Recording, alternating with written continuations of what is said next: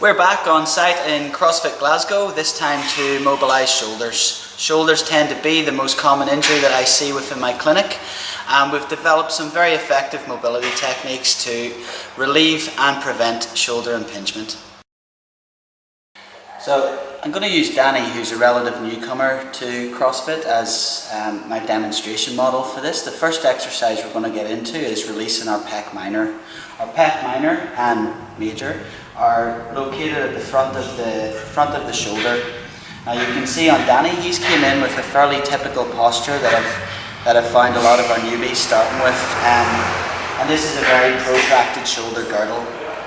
If we ask Danny to move down to the floor, you'll see this a little more clearly. He lies on his back. You can now see with Danny on the floor that his pecs are actually that tight that even though he's lying on his back, his shoulders are still held a considerable distance off the floor. This is indicative of pec minor tightness. I've discussed in the attached article to this the relevance of pec minor tightness, and now we'll move on and show you. To mobilise your pec minor, you're going to need a lacrosse ball. If I just give that to Danny, I'll describe how you get into position to mobilise it. Now, place the lacrosse ball midway along your collarbone, come down about an inch, and use the corner of the rig, the corner of a door frame, corner of a wall, to just prop your body weight against the ball. Okay, from here, I'm going to ask Danny to hollow out his core, and as he's already done, put your hand just behind your back, opening out your shoulder blade. Okay, from there he's going to use his knees to bend and straighten, which will also lengthen out the tissue with the ball there. This I'd advise you to do for about 2 minutes.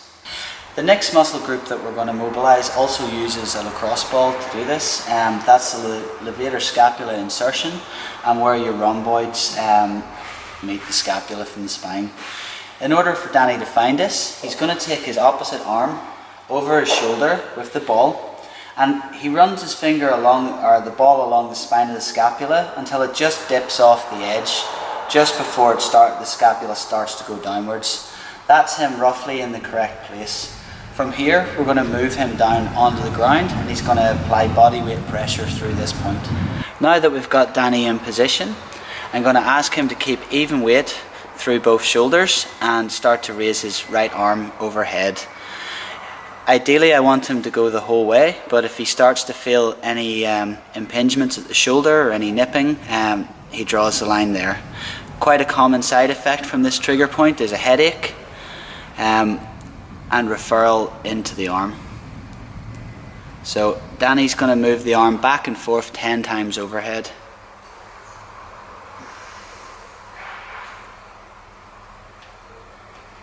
Once he's done 10 slow arm movements overhead, he can change sides. So by lifting his hips and starting to move the arm overhead, Danny can maximise the pressure that he's able to put through the ball while mobilising the upper shoulder.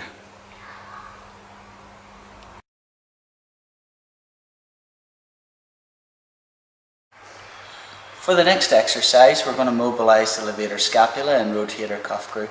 It would be unfair to say we're mobilising one and not the other, as they both start to blend in and overlap at the back of the shoulder.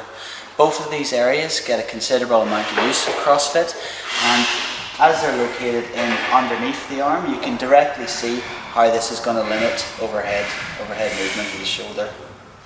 Okay, we're going to use a foam roller to do this. I'm going to ask Danny to get down onto his side. Now that we have Danny on the floor, you'll notice the roller's in just underneath his armpit and his right arm's elevated overhead.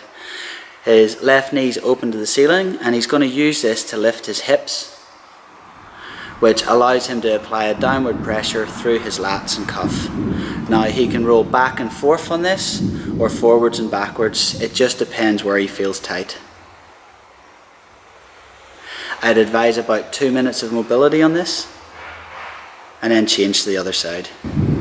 Okay, last and certainly not least, we're going to spend a bit of time on our thoracic spine.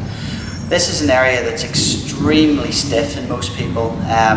Most of us that work as a desk jockey during the days where we're stuck in that protracted kyphotic position, We never seem to get out of it when we come into the gym.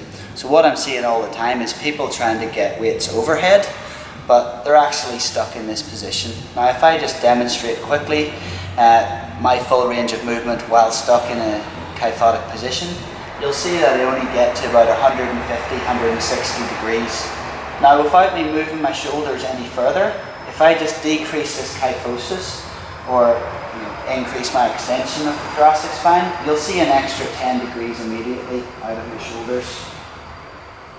Now you can see the benefit that would bring to any of our CrossFit athletes if they've got that mobility. They're not going to be straining their shoulder into these positions to get the bar overhead.